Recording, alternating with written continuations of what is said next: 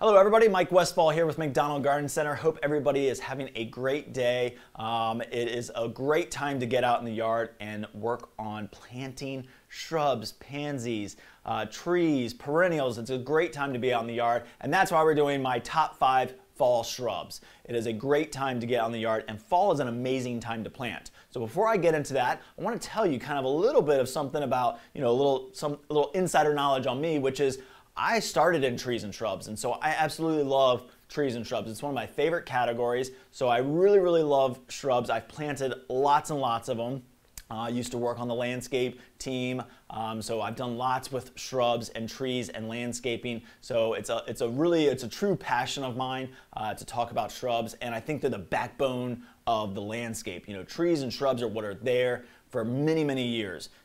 Typically we say a landscape needs to be kind of revisited. I like to revisit mine every year, but you really kind of want to do an overhaul about every 15 to 20 years. Now trees and shrubs can last many years after that, which is why I love them, because of the longevity and the value they offer. When you plant a hedge to create some privacy, then that could be something that you're going to have for 20, 30, 50 years. And so it can live on, and it's a great thing that you can do for your landscape and for your mental well-being. I love being out in the yard and checking on my shrubs and kind of seeing all the different things.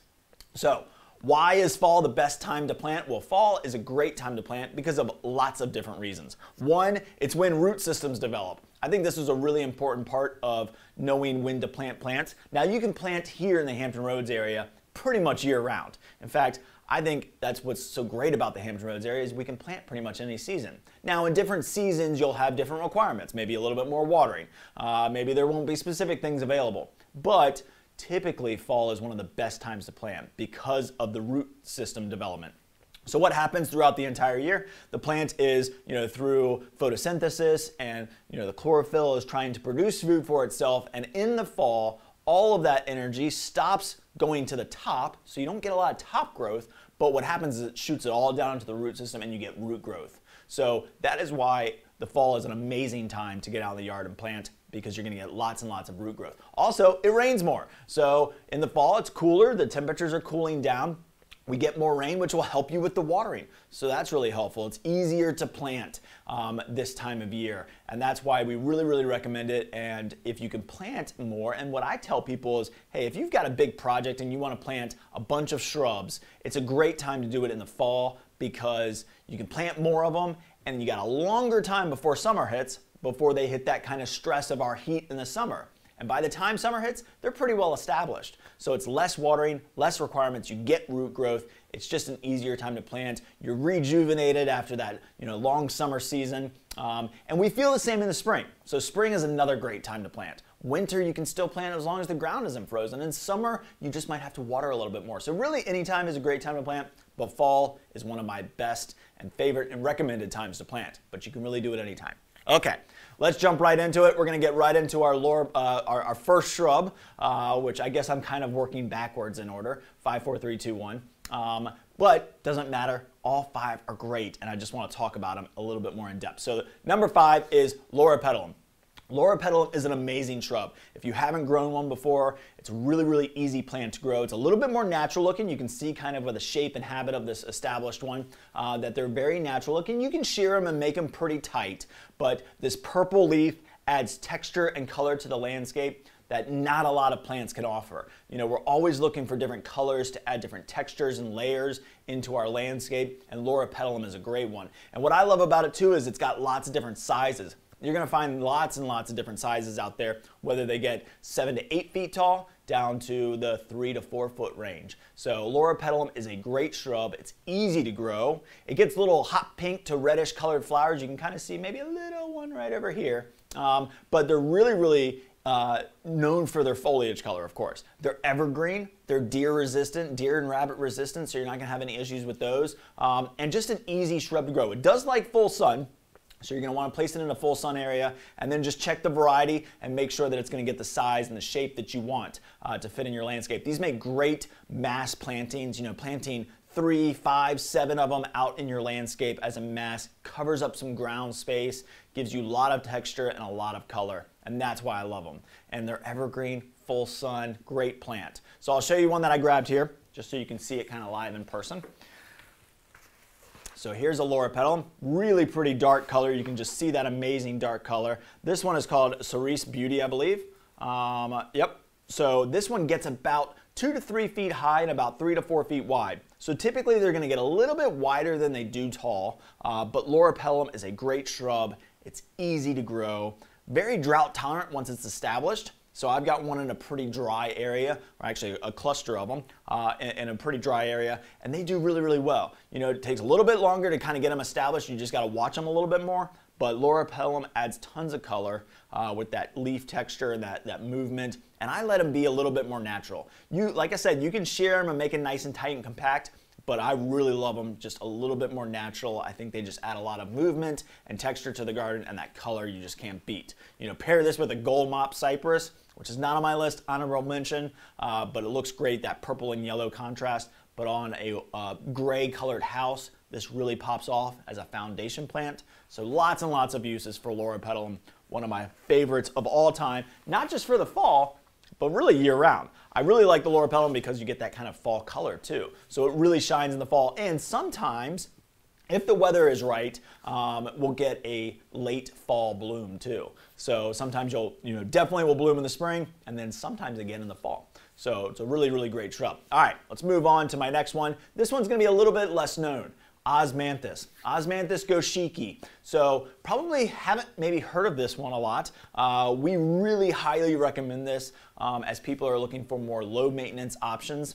Osmanthus goshiki is a 5-color holly is what some people might call it. And the reason they call it 5-color holly is because sometimes you'll see all these different colors in there, from white to dark green to a lighter green to oranges and pinks and even some maroons, because you'll get some different colors when you get that new growth. It is a little bit of a prickly kind of holly-like leaf. It's in the Osmanthus family. It's not a true holly, but it does kind of have that holly prickly leaf, which of course makes it deer resistant, rabbit resistant. And man, is this a tough plant. That's what I love about it, is its toughness, it's durable. You can plant it in sun or a little bit of shade, so it does pretty well in shade. It might get a little bit more open and habit in some shade, but really nice and compact plant. Very easy to shear and make into a lot of different shapes. You can box it, you can round it off and make it a globe shape. You can pyramid it if you want to. Lots and lots of different uses for it. An English holly kind of had this similar look, and English hollies are prone to a lot of different issues. But this is a great shrub, super, super durable, extremely hardy. Looks great in masses, foundation plantings, a different texture. They get about 3 by 3, so it's a nice smaller shrub that you can use for low borders or to add a different layer into your landscape. Absolutely love this shrub. It is a great one. And if you haven't seen one before, we've got them, of course, and they're just awesome. So I'm going to try and see if I can get this close so you can kind of see those tips of those leaves there kind of have that maroon color. Now you're going to get a little bit more of that color in the spring season. As I mentioned, fall is when the root system starts to develop, and they'll do a little bit better then. But this is a great one. So Osmanthus goshiki, easy shrub to grow. Super hardcore, I mean just easy. That's what I love about this one. So if you've got a tough area that things aren't growing really well in, you might try something like this. Looks great in masses and lots of different uses. So Osmanthus goshiki is definitely a winner in my book, and you should definitely try it. If you haven't had one in your landscape, you got to get one, or maybe 3 or 5 or 7. It's a great one. All right, moving right on, we're going to go to another favorite, popular here in that kind of transition zone where we're kind of not north but not south, right in the middle, but encore azaleas. Really any azalea, but encore specifically because they just add so much benefit because they bloom in the spring and fall, and really sporadically in the summer. So I really say these are a 4-season interest shrub, which is hard to come by. They're evergreen, so they're always going to have leaves on them. In the spring, you get a nice bloom set, and then sporadically you get some blooms in the summer, and then in the fall you get another bloom set, and then in the winter, usually the leaves will change a slight color depending on the variety. A white azalea is going to bloom with a little bit more of, or is going to change into a little bit more of a yellowing kind of golden color, which a lot of people sometimes think, oh, it might be sick, but it's actually a pretty color if you admire it for its color. And it's what it's naturally doing. It's perfectly natural. You don't have to worry about it. And then usually the darker pinks to the purples are going to turn a little bit of maroon color. So you really get 4 seasons of interest out of them. They're easy to grow. They do like a little bit of shade. So for these, for any kind of azalea, I recommend some afternoon shade if at all possible. You know, you think azaleas growing underneath pine trees, so they're used to having a little bit of dapple sunlight, especially during that summer heat. But fall is a great time to plant them, and they're easy to grow. And what I love about them is the versatility. You can use them for so many different things. There's dwarf ones now that grow maybe 2 by 2, and you can grow them in a container for many, many years. So you can grow them in containers. You can grow them as a foundation planting like this in masses, and they come in such a wide variety of colors.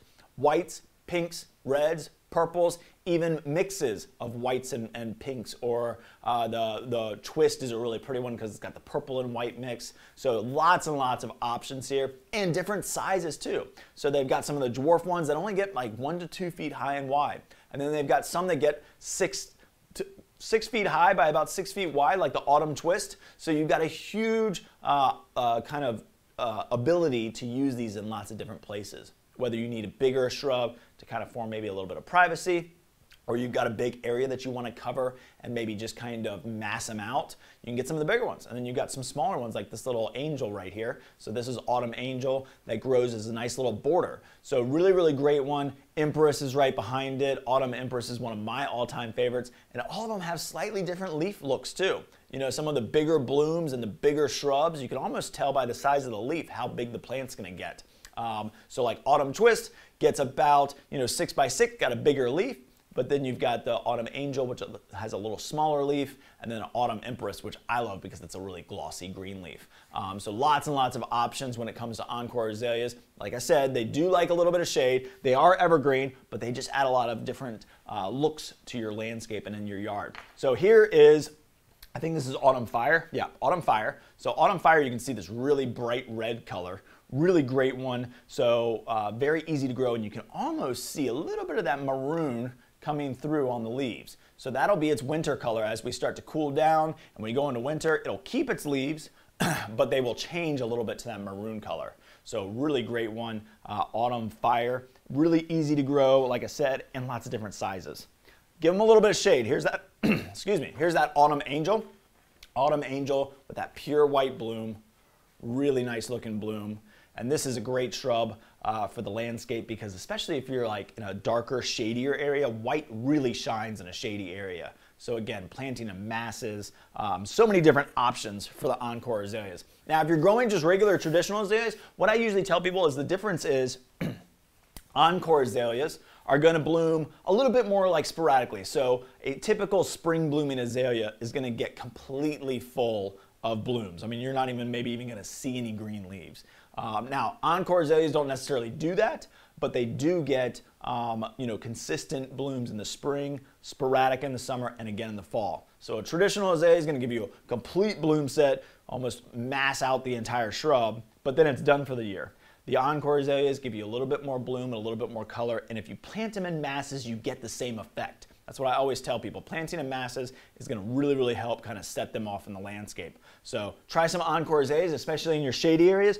Not saying they can't be done in full sun. If I was going to plant any azalea in full sun, it'd be an encore azalea. But typically they do best in a little bit of shade. If you plant them in full sun, you might run into issues. We're going to want to make sure that they're mulched. You might, if they're stressed out, when any plant is ever stressed out, it opens them up to other things like insect or disease issues. So we always want to plant them in their, recommended areas. So definitely planting them in a little bit of afternoon shade is better for them. All right, next one is boxwood. Boxwood is a great one. It's a quintessential kind of classic shrub. It's easy to grow. Boxwoods are, elegant. They add a lot of value, I think, because they are extremely long-lived. They're very slow growing, so they stay nice and small. Great for mass plantings like this. That's why I grabbed this picture, because I think it's great for the mass planting options. But also as a foundation shrub, it's very, very easy to grow. They do like a little bit of shade, but I've seen them growing in full sun too. A lot of the newer varieties are really adapt to be able to grow in full sun or shade. So I like them in a little bit of shade, and some of the even newer varieties are actually being able to grow in full sun, because typically what happens to a boxwood in full sun in the winter is they kind of get that coppery color. It's natural. It's not great for the shrub because they really like a little bit of shade. So if you can give them a little bit of shade, I think you'll be more successful. I think you'll be happier with the overall look. But some of the new varieties are designed to not have to have that shock of being in the sun during that winter season. So it's a great, great plant. They're easy to grow. I love them as a small like hedge. You see them a lot, of course, in England and of course in Williamsburg here in our neck of the woods here in Hampton Roads. Very cold tolerant, very easy to grow, make great cuttings. So you can cut these to use in wreaths and different types of floral arrangements. So you can do that all season long, or you can do it at winter time, make a boxwood wreath for your front door during the Christmas season. So lots and lots of uses. They're deer resistant. Again, they're deer and rabbit resistant. They do have a little bit of an odor to them, as boxwoods do. I think it's a very gardeny smell, but some people run into that and don't quite like it. But I actually don't mind it. I think it reminds me of, a garden and that kind of old-fashioned look. But very modern. Putting one in a container. You can grow them in containers too. A nice terracotta pot with a little globe boxwood in it. Looks great by the front door. And because of the versatility and the slow growth habit, you can do that for many, many years. So it's a great plant. It's an easy one. And there's lots of great varieties out there. So I grabbed two of them that we carry right now, which is Baby Jim boxwood. So Winter Jim boxwood was a great variety. We still get it every once in a while, but Winter Jim gets big and it grows pretty fast. Baby Jim has a very similar leaf habit to it, but grows a little bit slower. So great one for small borders, little foundation plantings, a little bit of a step down. Like I have a porch where it's only about 2 feet to the front porch. So I like these as my kind of foundation plant. I don't want to block the porch, so I can keep these right about that 2x2 level. They typically get about 4x4 when full maturity reaches, but they're very, very easy to grow, and they have a lot of that disease resistant, which is great. So Baby Jim boxwood is a really, really nice one, and you get these nice kind of soft habit to them. Now the other one is a different variety that we've got in, and this is, I think it's Nugin is what it's called. I'm going to just say here. Yeah, so it's the Nugin boxwood. Oh, it's right there on the pot. Nugin boxwood. So Nugin boxwood is the one that I was talking about that has a little bit more of that winter ability to not turn that color for you. It's very, very disease resistant. And it's got very, very strong branching to it too. You'll see it if you came in and saw one of these, you'd say, wow, those are some really dense branches, which is great, makes it a very strong shrub. Sometimes I think if anybody has any issues with boxwoods ever, it's if we have snow and they kind of fall over and they kind of lean apart, and sometimes they can snap and break. But this one is extremely strong and dense. Gets about 3x3, can take full sun to shade, versatile, classic. Look at that bright new green growth against that dark green habit of its older leaves. So just great texture, great look, so many uses. Absolutely love boxwoods because of that ability to use them in so many different places in the landscape. And evergreen, deer resistant, rabbit resistant. I mean, it's got everything on the checklist for me, and it's classic. No, it doesn't bloom, but it's got so many other uses. And sometimes you need just that green border, that backdrop, to be able to play some other colors off of. So being able to plant those as a foundation shrub and then have some pansies in different color in front of it is a great way to kind of make your landscape shine. And you don't have a lot of space, but you kind of want something like that, you can plant them in containers and grow them in containers for many years. So that's why I love that one. All right, so now my final one, my number one, and if you don't know, it is one of my all-time favorites because of its versatility. So fall blooming camellias, Sasanqua camellias. There's lots and lots of different types of camellias out there. There's Sasanqua and Japonica. There's two different categories. Sasanqua bloom before winter or into winter, and then Japonica bloom in the early part or the late part of winter through spring. So there's lots and lots of different things you can do, but what I will tell you is the Sasanqua camellia is extremely versatile because it can grow in the sun or shade, and it's got lots of different growth habits that allow you to use them in lots of different ways. And not a whole lot blooms in the fall. Like I said, you might get a shot with that Loropetalum. Encores are gonna have a nice little bloom season, but nothing really blooms from that November, December into January timeframe. And that's what Encore, or that's what autumn, that is what Sasanqua camellias do, is they bloom in that season when nothing else is really blooming, and they're just absolutely gorgeous. And you can see Autumn Rocket here. That's what I was getting stumbled on. Autumn Rocket is one of my all-time favorites. It's a great habit because it only gets about 3 to 4 feet wide at max. Sometimes can stay with a tight shearing, can stay as thin as 2 feet. And gets about 6 to 8 feet tall. So it's got a lot of versatility because if you need a hedge or some privacy and you want some color, like look at this hedge blooming, and you can grow these and you can tighten these up over the time, then you can have a really nice kind of thin privacy. You know, a lot of times when we talk about privacy plants, we're talking about Chindobiburnum or ligustrum or Russian olive. There's so many different options there, but they get huge. They get 6 to 8 feet wide, if not bigger. So you're taking up a lot of your ground space. You're taking up a lot of your actual land. And sometimes you need a nice thin hedge. Like you can see these arborvitaes, whoop, there we go, over my shoulder here. So these arborvitaes, you know, grow very thin as well, but you know, don't sometimes always hold up perfectly. You got to make sure you mulch them and all those different things. It's a great shrub and they work very well, but camellias are extremely hardcore plants. Can take sun, shade, wet, dry. They're very, very easy to grow, and they bloom. And they bloom, so you can't beat them. As far as deer go, if you're ever interested in deer resistance, they are pretty deer resistant. It usually takes about 3 or 4 years before they really become deer resistant. That's just because they need age. They need a little bit of age to get to them. I've got some on my property, I've got plenty of deer, and trust me, they don't mess with them once they're established. They might nibble on them when they're young, so you might have to watch them, protect them a little bit, get them through those first 3 to 4 years. But other than that, they're off to the races and you can't beat them. So this is Autumn Rocket. Let me show you one that I pulled so you can see it. So Autumn Rocket is one of my all-time favorites because of the versatility. You know, if you need a framing plant, so look at that gorgeous dark green leaf. It's evergreen, and like I mentioned, can grow in sun or shade. This one has these white blooms. Let me turn this one a little bit so you can see this white bloom here. And I love when they first come out. I don't know if you can quite see it on camera, but it's got this little kind of pink hue on the outside. So you get this little tiny bit of pink before it fully opens. It's a really, really pretty plant. Upright habit, like I mentioned, lots and lots of blooms on them. You don't want to prune these, all Sasanqua camellias, and really all camellias. And it really kind of goes for azaleas too. So think azaleas and camellias, don't prune them after the 4th of July. It's an easy date to remember, and that way you'll get your blooms on time because they set their blooms after the 4th of July, basically. So really kind of mid to late July is when they start to form their buds. And if you prune them too late, you won't get any blooms, you won't hurt the plant, but you'll lose a season of really getting that, you know, big bloom impact that you wanted out of it. But this one's great for containers too.